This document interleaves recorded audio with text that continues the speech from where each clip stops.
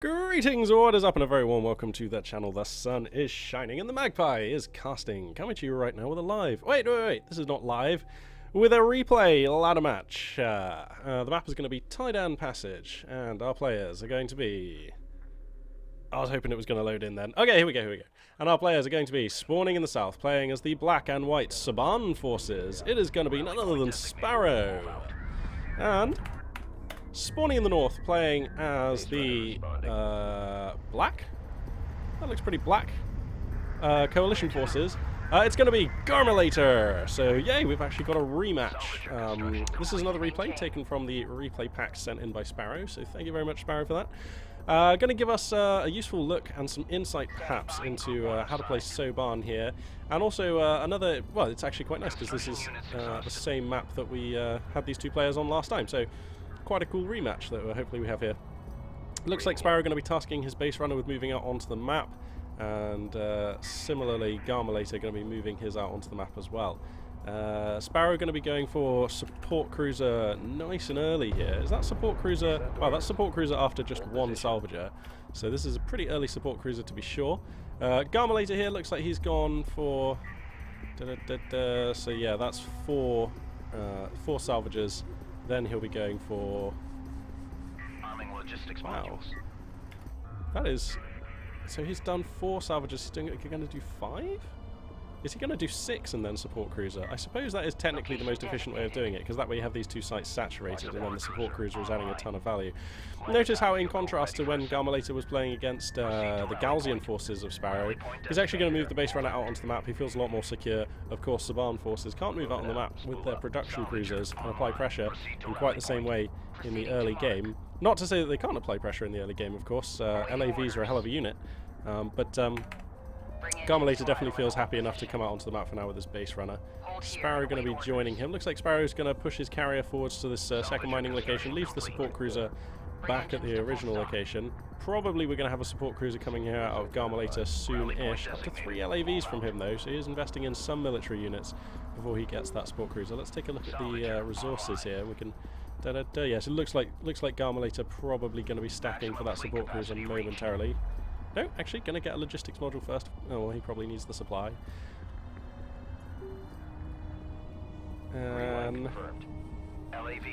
The artifacts have appeared. Both players going to grab their artifact and move back. Do the Soban forces get the drone? They actually don't have the drone. That's interesting.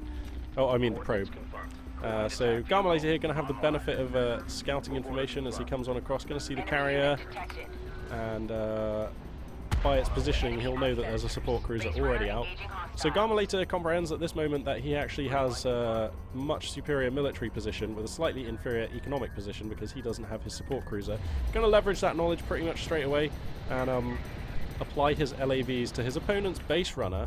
And some LAVs are coming to defend for Sparrow here, but they ain't never going to be in time, and there's also not enough, so I would argue these LAVs would be much better tasked going over here and stopping this base runner, because, yeah, they're never going to arrive in time to stop this base, to save this base runner, and there's also never going to be enough LAVs here for Sparrow to take a good fight against these superior numbers here from Garmilator. However, that said, a bit of high ground advantage here, going to enable Sparrow to trade relatively well for a 2 versus 6 in the LAV state here.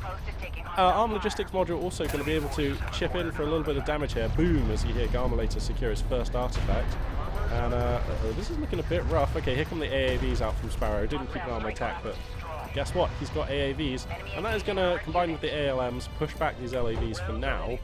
A lot of LAVs on the field still. 8 here. Wow, Garmilator's still not getting a support cruiser. So if this continues, Sparrow will pull ahead economically.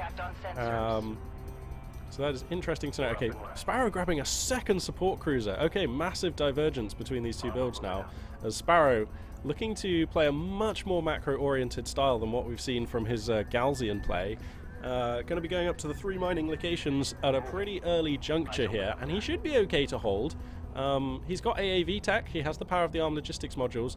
2 AAVs is a little bit scary, if I'm entirely honest. How many resources is he stacking? New fabrication facilities now. Yeah, 2 AAVs is a little bit scary, because these could quite easily die, and then you're in real trouble if you're Sparrow. But it's definitely doable for now, and Garmilator not being too aggressive, so... I think if Garmilator knew that his opponent was producing another support cruiser right now, he'd for sure move in with these LAVs, but there's no real way that you can know that. It's just, even if you have a probe over your opponent's carrier, it's just really hard. I mean, there's no external signal that he's building a support cruiser, as far as I know, anyway.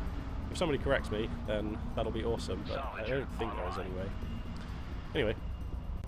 I'm just waiting for what the... so Garmilator, obviously, there's railguns on the field. Garmilator has railgun tech. I'm wondering when we're going to see, if we're going to see a support cruiser out of him. Garmilator playing a totally different style against this Soban opponent than he did against the Galzian. And that's really cool.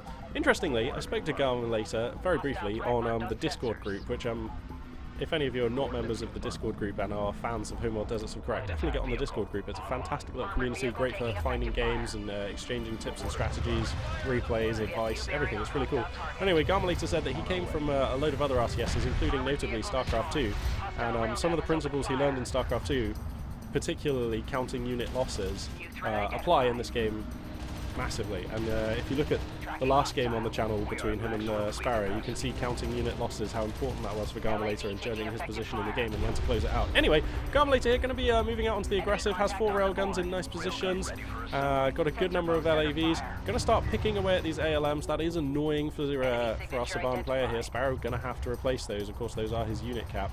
He will be supply blocked if, I think, what are they worth, like 15 each? You know, I can't actually remember. Are they worth 15 or 25? Can't remember. I just play Knef and Galzian all the time, guys. I don't know how much a logistics module is worth. Okay, so yeah, they are worth 25. What the? That seems to be worth 35. 25, 35. Well, okay, let's pay attention. So it's 52 out of 40. Yeah, so they're worth 15. Okay, counting for the win. Goddamn. Yeah, this harass so far is like reasonably effective, I would say. These railguns not going to be super great because, to be honest, there just aren't that many targets. So he's already picked off the AAVs. Now these LAVs going to come in actually, and Sparrow going to get some work done. Picking off railguns is always nice. The high ground advantage here is going to be pretty big for Garmilator though. Is there an ALM in range? Uh-oh, I don't know why Sparrow's moving in. There seems like an overcommitment. Lots of LAVs here on the high ground. ALM gets deployed, but I don't think that's actually going to be within range of this fight. Doesn't appear to be. Sparrow does have power into the ALMs though, so we might see... Okay, now shots are being taken, but this is a pretty dire scenario here for Sparrow, who's down to 5 LAVs against, what, 19 LAVs with railgun support and a base runner here. So, you know, if Garmilator felt threatened, he could just pop a turret down onto the high ground here, and that would be pretty desperate for Sparrow. This is looking pretty desperate already. Sparrow's carrier going to get totes exposed, but it is a Soban carrier, so it does have railguns, and it is going to start applying those railguns to Garmilator's railguns. And that is actually pretty cool. Wow, Sparrow being super aggressive here and still building loads of LAVs, so able to go for damage. Garmilator looks like he wants to flank round and backstab into the economy with about 6 LAVs, and I like that. Lots of exposed targets back here. ALMs are in position to defend, but 6 LAVs should be able to take out one arms logistics module at a time, and I can't see any ALMs with overlapping fields of fire back here, so that's a pretty cool maneuver here from Garmilator. I think Sparrow realizes what's up though, and he's gonna start coming back maybe. Railgun tech is finished now for Sparrow, so that's gonna help him out. Is it finished? Yeah, it's totally finished. Okay, cool. Sorry, sometimes the Soban carrier, like, I guess I'm just not so used to looking at like the railgun module, which is this little bop here. But it just looks a little bit different to the Coalition one, which is like much blockier. There we go, it's this block here. Anyway. Okay, so Sparrow gonna be allowed to fall back with his carrier, not even taking very many railgun hits on it, so still good health on that carrier, nothing to worry about regards repairs. Whoa, the LAVs for Garmilator take out a support cruiser, so I totally missed most of the harass there. They take out a support cruiser, 1 salvager, and then they're going to be forced to scoot out of here. Actually, Sparrow can have a nice high ground position here. If his LAVs go in this direction here and just skirt along the top of the sand dune, I think going along here is much better for 2 reasons. It delays the fight so that you can get additional reinforcements in, and it also maintains the high ground. But whatever, Sparrow going to continue engaging very effectively here. Let's check the upgrades. 2 armor for Sparrow versus no upgrades for Garmilator. So this LAV war is going to be a massacre.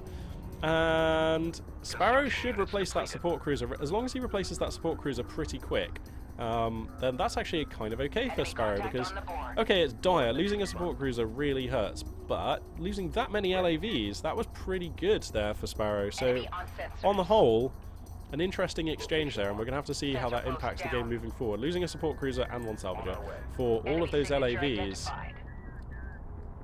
I mean, a couple of Sparrow's LAVs died as well, if I'm being accurate. Okay, so here comes the support cruiser out from Sparrow, so that has been replaced nice and fast here. For Garmilator, this support cruiser is actually really awkwardly positioned. This is a problem. Yeah, it's been here. It's been sat here for a while. It needs to just pop itself over here to make this mining a ton more efficient, and it will. So on top of things is Garmilator. Just a slight macro mistake there, but nothing too bad. Actually, a turret has come down in this position. Garmilator likes putting turrets in this position, apparently. And these two players now gonna come back and. Looks like we're entering another macro phase here, as both players gonna give each other a bit more space. Sparrow positioning units here for defense. I wouldn't mind just popping an ALM somewhere over here so that you have advance warning of incoming backstabs, but yeah, Sparrow has replaced the support cruiser, going to move his carrier on over to this location, so he will be mining off of 3 locations, so still has had an economic lead this game. Let's just take a look at the units lost tab, and you can see Sparrow trading slightly less efficiently, but only slightly less efficiently. The RU difference there you can see from because Sparrow picked up some railguns earlier on, so pretty much a wash there on the losses taken so far. Base runner here going to go for an artifact, but Sparrow wants to say no, and I think he's going to be able to here. Focuses down the base runner handily, and now, oh, I don't like chasing these LAVs. High ground advantage is probably, and now there's an armor upgrade. It's probably going to beat your upgrades here, Sparrow. Uh-oh, I think chasing into these LAVs was just a fight too far. And Garmilator continuing to display pretty smooth judgment. Now Garmilator overexposing though. You don't want to give up this position, Garmilator. Oh no, Garmilator exposes into the high ground advantage of Sparrow. Loses a load of LAVs, and that could be pivotal because now Sparrow has enough LAVs to clean up, and if he cleans up, he's going to take out these railguns. Actually, okay, maybe not. There's another wing of LAVs waiting, so maybe I'm exaggerating. But still, nice trades there for Sparrow. I'll be able to pull this back a bit. He may pick off a railgun in a sort of drive-by style here. Is he going to be able to... it's looking unlikely. Nope, okay. Close though. Enemy contact on sensor. And as we come up to the 12-minute mark, this game basically the only advantage really going to Garmilator on account of the fact that he has an artifact. I like Sparrow's edge though because he is mining off of a few more locations. ALM comes down to help dissuade these LAVs from continuing their push. A couple of AAVs going to pop out as well. Building AAVs a little bit not sure what I think of that right now because Sparrow does know that there are railguns on the high ground in middle, so these seem to be kind of panic AAVs. Maybe Sparrow thought that his opponent was going to backstab in. What you can do with these LAVs though is just put 2 of them here and like maybe 1 here, but definitely put 2 down here because that just like really helps you deal with the backstabbing LAVs. So that would be a nice thing to do with these armored assaults that wouldn't expose them to the railguns, which Sparrow knows are in mid right now. Let's take a look at the tech here. Seemingly no additional unit unlocks taken here for Sparrow. Sparrow does see on sensors now. He does know about this backstab coming around from Garmilator, so this is something he's going to have to respond to. This is a big move out, and you can see Sparrow's forces flanking down to the south here, just looking to wall off these LAVs. Is Garmilator going to move his railguns? He does decide to move them south. Interesting.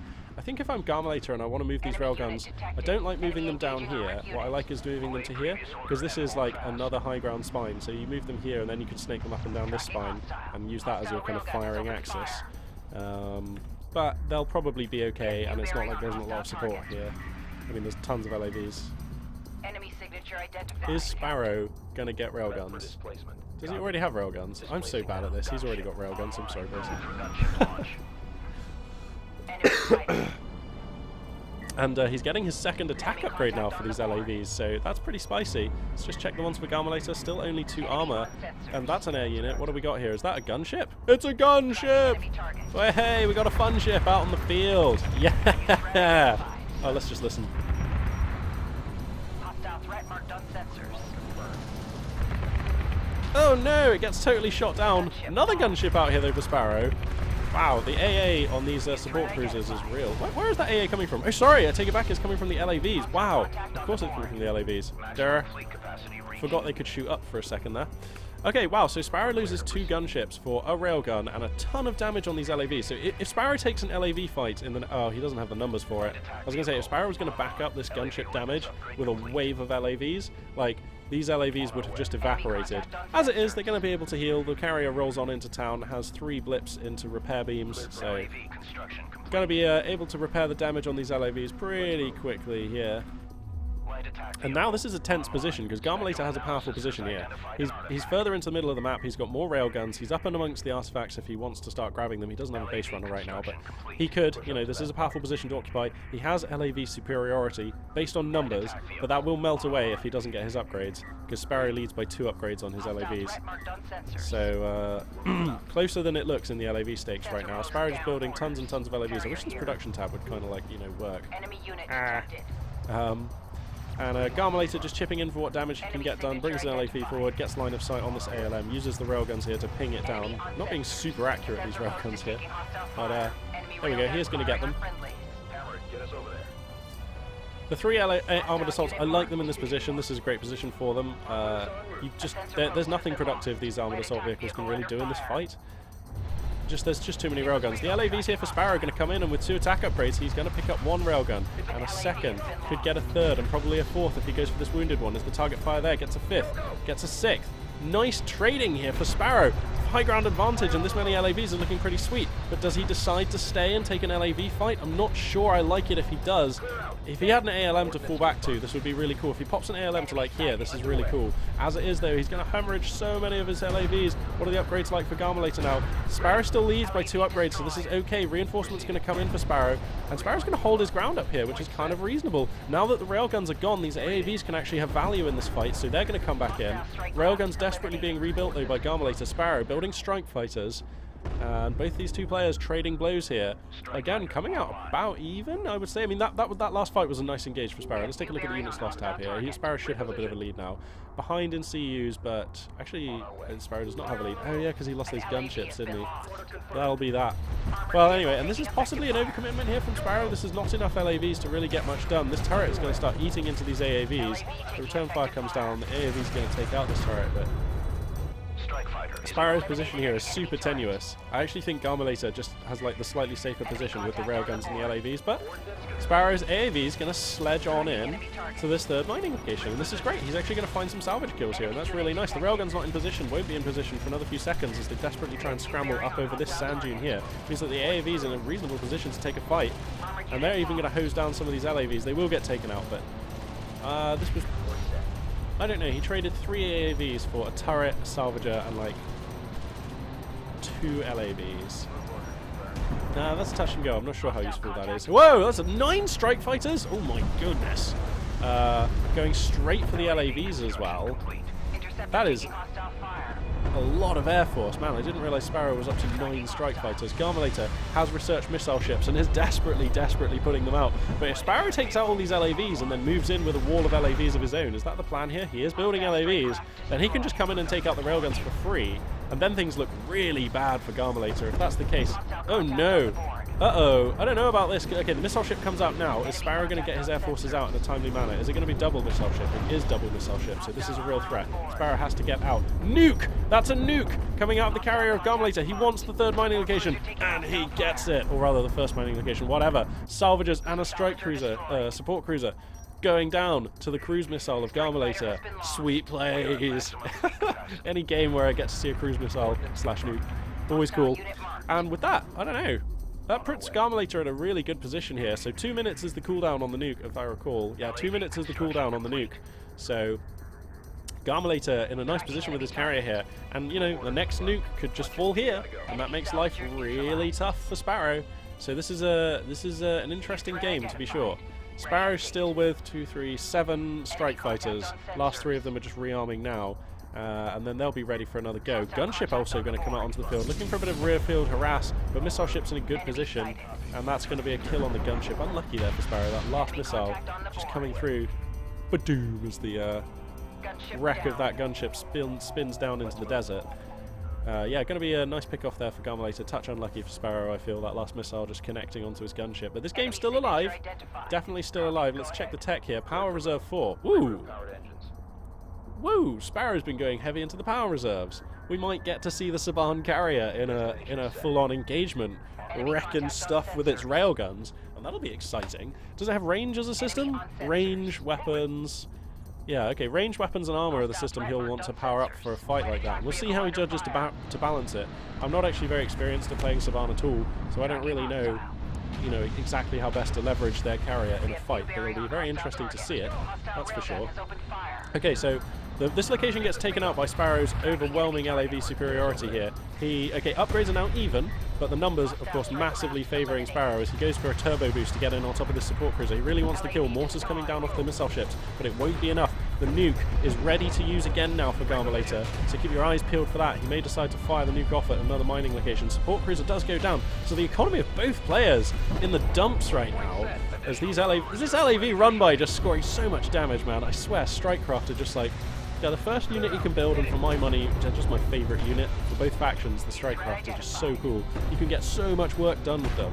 You know, the level of micro and utility you get out of the very most basic units in this game is just like so satisfying. Anyway, so Garmilator going to reposition into mid. Whoa, Sparrow needs to get his... oh, he's going to lose a few LAVs here for nothing. That was a little oversight there for Sparrow, just letting his units rest in a place that was not safe. The carrier here for Garmilator, max weapons, so achieving a good number of LAV kills rapidly there. Sparrow, what's the tech? The microwave emitter. You know, I've literally never seen a microwave emitter. I don't actually even know what that does. Upgrade the carrier weapon systems. Launch a missile that deploys a microwave emitter, dealing damage over time to vehicles in a large area. Could be nice. I can't believe I've never seen. Because when Soban came out, they were not that great, to be fair. They had hard times. You know, playing as Soban was a bit like playing as Coalition, except that your carrier was really, really awful in the early game against scan skimmer rushes and stuff. So most people just shied away from it. And also, for a while, the Soban railguns were just strictly worse, I think, because they were like more expensive and basically never more useful in a fight. I think these things have changed now. I think there's been, well, I know there have been changes in the balance, and I know that Soban players now are pretty cool. But yeah, because of that, because I've seen like relatively little Soban play compared to the other races, I've actually never seen a microwave emitter. So that'll be really interesting. Alright, Sparrow building up a force here. He has 2 support cruisers still mining, and looks like Garmilator confirming this with a scout here. Garmilator has the nuke ready, but I don't think he actually has the money for it. Oh.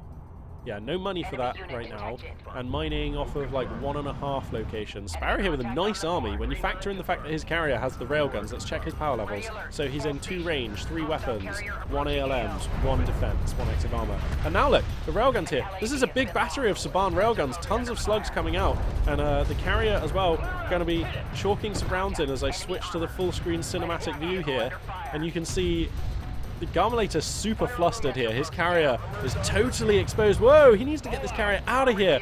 He needs to transfer into reactive armor like right now, because this is a dangerous situation for his carrier to be in. I worry that Garmilator doesn't recognize just how dangerous this is. His carrier now down at 60% health, and that will continue to fall. I'm amazed that Sparrow doesn't just pour all of his power into weapons. That would be a nice thing to do. ALM's going to come out in the middle of this fight actually to try and help out. Garmilator, I feel like Garmilator thinks he's done in this game because the way he's just committing this. Oh, he's coming in, he's going to try and get a nuke snipe on the carrier. Okay, here comes the nuke. That is going to be... Oh, fantastic nuke! Oh. Oh no, that was just the best nuke. Garmilator getting so much value, and the LAVs get tagged by missile ship mortars, and suddenly everything goes from looking amazing to looking terrible. Sparrow hit on the ropes, and the question is, can his carrier win a 1v1 carrier duel against a Soban? Well, it's not even 1v1, there are railguns in this fight now. Oh man, this is going to be close. Both carriers now super wounded, super weak. You have to hope that the Soban carrier has the edge, but look, because Garmilator has armor and weapons powered up, whereas Sparrow just operating with much inferior resources. Okay, finally, here comes some air forces and a few railguns coming out as Sparrow desperately kiting with his carrier, leaving a trail of railguns and strike fighters. The strike fighters come in, a suicide run to be sure, because missile ships are here, and or missile batteries are here, and in numbers too. And somehow, is Garmilator going to be able to extract his carrier from this? No. No, surely this is over. These 2 carriers are both so low. This game cannot continue. 6 minutes in it, by the way. If Garmilator can somehow survive this aerial barrage. Oh, the missile's just slamming home. If he can survive this. He's so low.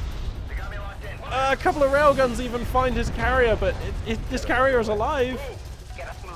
Regaining a 50 health or so per second, I believe, yeah. So Garmilator survives, and he will win if it goes to time right now. Wow, what an exchange. But Garmilator's economy, like, way worse off. Sparrow's still totally mining. So Sparrow, actually 5.5 minutes is enough for Sparrow to gather his thoughts, repair his carrier. You can see, there we go, carrier repair beam, carrier repairs, sorry, going to be coming on. Oh wow, you need 5 power for the carrier self-repair? Oh no, he needs to bring his support cruisers over. LAV construction complete. Microwave emitter Wow. available for launch. Construction units exhausted. Okay, wow, I mean, this game just got... Okay, so Sparrow has about 5 minutes to repair his carrier and prepare an assault. And he's going to have to worry... Okay, now he powers up the self-repair systems here, I think. Is that the correct carrier? Oh no, sorry. Wow. Dude, this game is just super wide open still. What an exciting game this has become. Okay, Sparrow gonna come on in with the support cruisers, and now you can see the repairs coming down in good order on his carrier, and he's gonna need that if he can somehow salvage together enough resources to get Power Reserve 5. And also, here's the thing, before this battle, I mean, look at the timer, this is going to be the final battle. So it may actually be worth retiring all of his salvagers if that's going to help him afford Power Reserve 5. He has the RUs, he doesn't have the CUs. So if salvaging all of his salvagers, or if retiring all of his salvagers is going to give him Power Reserve 5, that seems good. How long does that take to research though? 70 seconds. I'm not sure he's going to have time by the time... I don't know. We're going to have to see. Garmilator, let's check the forces. 3 missile batteries, which is going to be shooting at 1 strike fighter. So these missile batteries, basically just mortars at this point. He has a support cruiser. Wow, Garmilator actually going to rebuild a support cruiser at this late juncture. Fair enough. I guess he needs those repairs on his carrier. So yeah, has 3 missile batteries, a support cruiser, 2 AAVs, 2 railguns. And 2 LAVs. What a ragtag force this is. And does he have the money for nukes? Let's check these resources. Garmilator does have the money for a nuke. Ooh, spicy! So, anything can happen, and it probably will. Wow, what's going on with my sat view here?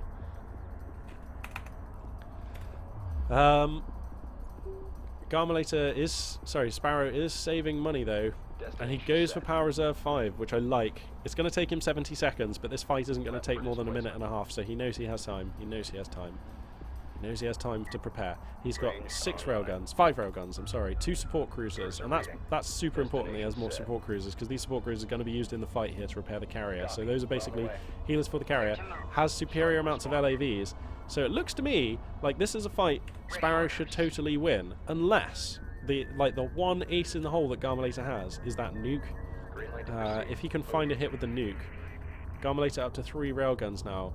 So this is going to be close, but Sparrow has the edge. And it comes down to the nuke. Let's check how many resources Sparrow has now. Okay, so Sparrow has like enough, I think, for a... How do you pop that? 250 is the price for an arms logistics module. I don't know how impactful an armed logistics module might be in this fight, but if it even has a bit of value that it can provide, then that's going to be important. Strike Fighter comes out just to scout the forces here, and Sparrow sees his opponent's positioning. Strike Fighter, I don't know, could actually have been saved there, but if you just come in, take those 2 missiles, then come back, I feel like the line of sight there would have been enough. But anyway, Strike Fighter is going to go down. The carrier is fully repaired for Sparrow. Garmilators will probably be just about repaired as this battle begins, and looks like Sparrow wants to initiate now. LAV's lurking in a sort of northeasterly position here. Not quite sure what the plan is going to be for them, but we'll find out. Power Reserve level 5 has finished. Sparrow pours maximum power into the weapons with 1 power into what is this? Range systems. Actually, Sparrow did research the microwave emitter, but doesn't have the 500 CUs it costs to put that out there. Support cruiser gets found here. Garmilator's railguns focusing it down. That's actually serious potatoes here. That's real business. Serious potatoes? What the hell does that mean? Anyway, here comes the fight though. Garmilator being so gung-ho with his carrier. Maximum reactive armor though, so this thing is hard as nails. And actually, if his plan is to use the carrier as a shield and work down the carrier here, I feel like these railguns have to be focusing Sparrow's carrier, but they're not. Nuke is still ready, by the way. No, it's not. Garmilator is 10 CU short of a nuke. Ah, retire something. Retire it. I feel like if he could just retire a unit and fire a nuke, then that would be game deciding here. Look at the amount of damage. Sparrow being so aggressive with this carrier. I feel like he has to fall back. Where's his support cruiser? Where's his other support cruiser? It's here. Ah, it needs to be in the fight. Oh no! Without the support cruiser, I don't think this is winnable. Sparrow just going to park on his opponent's carrier, but the adaptive armor makes it so tough. Sparrow, fall back! Get the carrier out of there, son! Yeah, the nuke comes down. Here it comes. Badoom. And that's going to smash the railguns. And with the railguns gone, and with this carrier beached in against his opponent here, Sparrow needs a power down weapon to get reactive armor now. Oh, dearie me. I think this is going to be a win for Garmilator. What an epic battle. Coming down to a carrier duel at the last, but is that the microwave emitter? Better late than never. We are technically going to see it. Bong. Okay, so it just does like massive AoE damage over time. That's a pretty cool thing. We did technically get to see one there. I would have liked to have seen it, you know, to its full impact. But anyway, some pretty cool tech. Wow, tense game there. Tense game. Very interesting game. Taking it nearly down to the wire in terms of time. Actually, which, having said that, yeah, there were 17 seconds till Garmilator would have won on a time victory. So I think Garmilator had that one in the bag one way or another, actually. Pardon me. I'm racking my brains and I'm trying to think, is there a way for Sparrow to take that final fight with 5 power reserves and a support cruiser and like the units he had? It's very, very, pardon me, very difficult. But I think if he retires his salvagers, I'm going to assume that he didn't retire his salvagers because I never checked that. If he retires his salvagers, he probably has enough for the microwave emitter, and if he plonks the microwave emitter on his opponent's, like, just like, boom, right here, basically there, you know. I mean, look how many units that's catching. That's pretty cool. And I'm wondering if he puts the LAVs over here and then comes in from the back right after the fight begins to try and get on top of the railguns. I don't know. I don't know if there was a way for Sparrow to take that fight. But certainly he could have taken it better if he had the support cruiser in and if he kept his carrier at longer range. And if he ignored his opponent's carrier until he picked off his opponent's railguns, then maybe we're in a place where Sparrow can try and take that fight against his opponent's carrier. But even then, I'm like skeptical as to his chances. A well-played game though by both players. Hopefully you guys at home enjoyed it. I'll be looking to cast some more stuff in the near future. I'm going to check out Company of Heroes 2. Apparently there's been a new patch and everything in that game. It's cool, new and exciting. So and of course more Deserts of Karak, because I have plenty of fantastic replays sent in by some lovely people. So yeah, that concludes this broadcast. Thank you very much for watching, and this for now is Magpie842 signing out.